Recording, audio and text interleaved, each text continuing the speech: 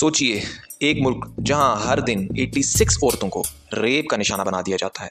साल भर का हिसाब लगाएं तो 32,000 रजिस्टर्ड केसेस, और फिर इनमें से सिर्फ 25% को सज़ा मिलती है। बाकी 75% या तो सिस्टम का लूप होल्स या पुलिस पॉलिटिक्स का सहारा लेकर आज़ाद घूमते हैं।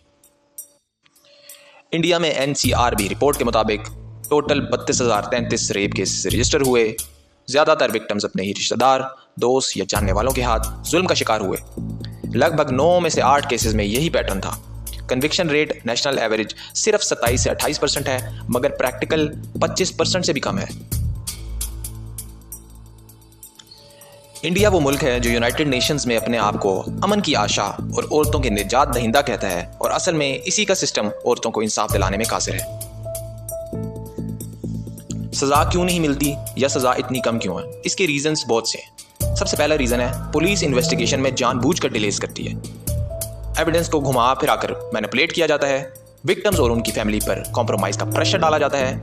पॉलिटिकल और सोशल इन्फ्लुएंस का इस्तेमाल बहुत ज़्यादा किया जाता है, जिसके तहत बहुत सारे लोग अपने केसेस वापस ले लेते हैं। रिजल्ट ये होता है कि क्रिमिनल का कॉन्फिडेंस बढ़ जाता है और वो पकड़ा नहीं जाता। अगर हम स्टेट वाइज ब्रेक डाउन करें तो राजस्थान रेप केसेस में नंबर 1 पर है, जिसमें तकरीबन 5,399 केसेस रजिस्टर हुए। फिर उत्तर प्रदेश आता है, जिसमें तकरीबन 3,690 केसेस। उसके बाद आता है मध्य प्रदेश, जिसके अंदर 3,029 केसेस।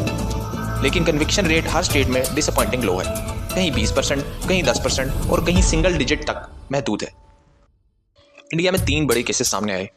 नंबर 1 पर था निर्भया 2012 का केस, जिसमें दिल्ली में एक गैंग रेप ने पूरे मुल्क को हिला कर रख दिया।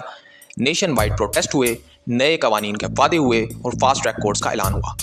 तकरीबन 8 साल बाद 2020 में मुल्जिमान को फांसी मिली।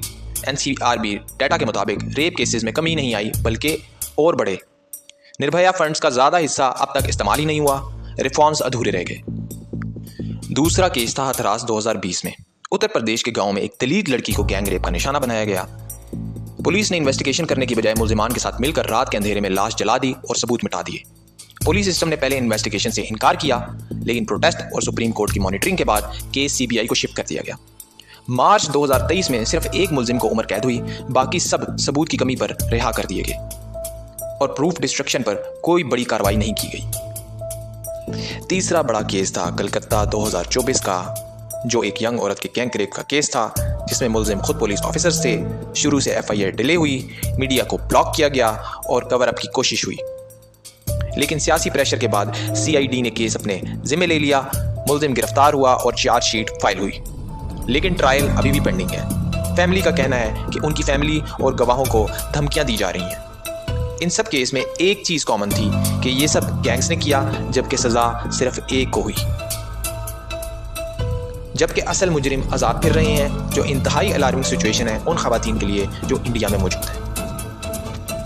हर साल इंडिया में तकरीबन 32,000 रेप्स रिकॉर्ड होते हैं और असल गिनती शायद लाखों में हो, लेकिन जब सिर्फ 25% केसेस में सज़ा होती है तो ये सिर्फ कानून की कमज़ोरी नहीं, ये पूरे मुल्क के लिए एक अलार्मिंग सिचुएशन है।